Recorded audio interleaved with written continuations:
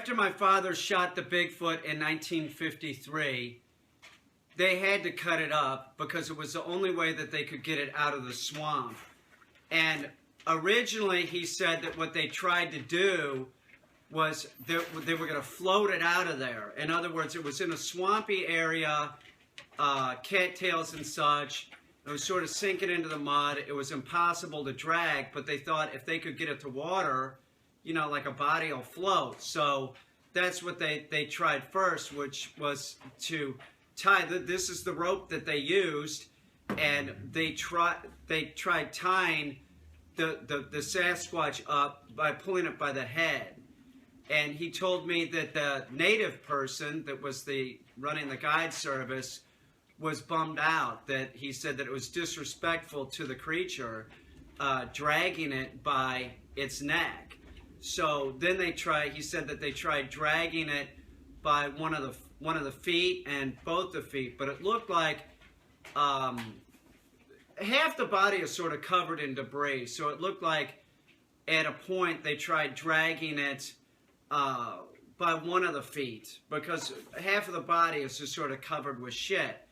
Now, my dad said that they did get it close to where the boat was, and then they even tied the rope to the boat, and with the small engine, he said it didn't budge. So they made the decision to cut it up, and that's what they did. Now, the rope, he said, was used to help butcher the Sasquatch, too, because what they found was that there's things about the Bigfoot that are very unhuman-like, and, you know, sort of like leads me to believe that it's alien in origin, meaning the skin is like impervious. Like if you take a knife, he said that you couldn't puncture the skin, that the only thing that would cut the skin is like a sawing action.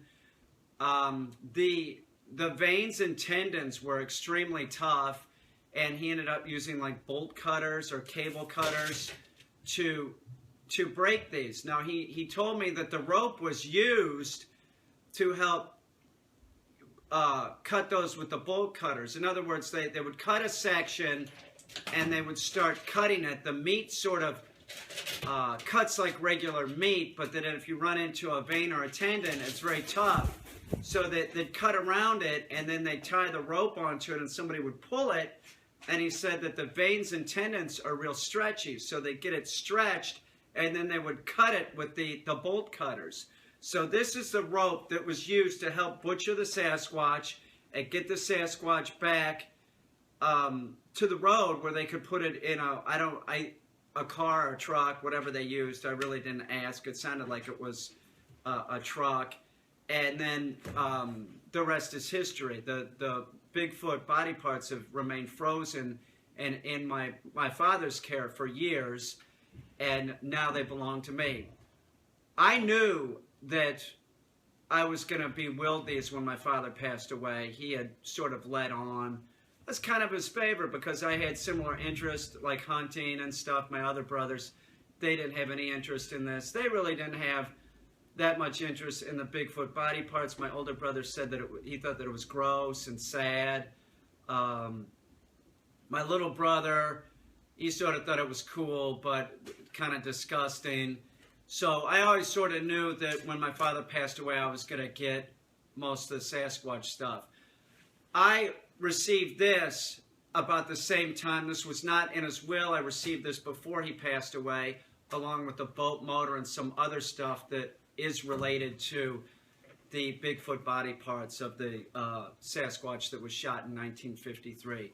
This item here will be going in the North American Bigfoot Museum. This is one of the items that will be displayed, probably a little bit better than this, but it is something that is going to happen thanks to a generous donation from a Japanese businessman. I'm talking a very generous donation. Think of a very large sum of money that will cover the cost of making sure that the Bigfoot that I own is, there's a conservation done to where all the debris that's frozen on half the body is removed in a safe manner so that we don't lose any of the Bigfoot. I want to make sure that everybody knows that I'm not eating a lot of the Bigfoot. I have eaten very small amounts. It's not like the Bigfoot's going to disappear. Most of the time I've been eating frozen ice that's on the Bigfoot foot and hands that I have. I ate a very small amount of the meat.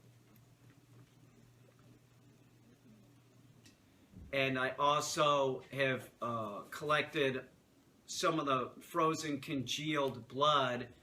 So a couple things, I want to take off a little of the congealed blood because I'm going to try eating it.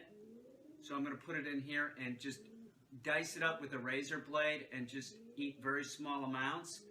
I have been drinking a lot of the Sasquatch blood. I just wanted to show this to everybody that this is the rope that was used in 1953 to help butcher the Sasquatch, and this will be part of the museum.